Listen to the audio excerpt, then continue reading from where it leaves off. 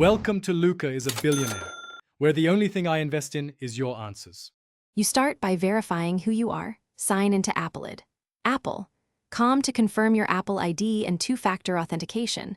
Make sure you know the password. On the iPhone 11, open Settings right arrow General right arrow Software Update and confirm you're on a supported iOS. Also check Settings right arrow General right arrow iPhone Storage to ensure at least 5-10% free space.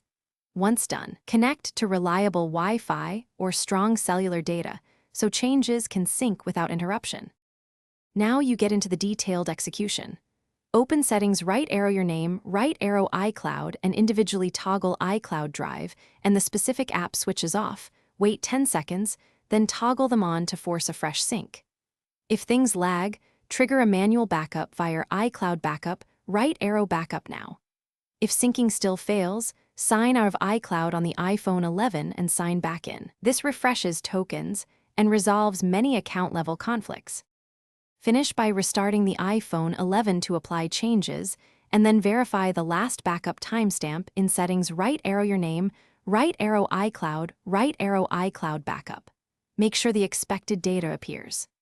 If upload or download errors persist, test a different network or create a personal hotspot to isolate ISP issues. And if nothing else works, reset network settings to clear corrupted caches. This preserves user data while resolving many connectivity problems. Remember to rejoin Wi-Fi. Thanks for watching and please subscribe. It's the best investment you'll ever make.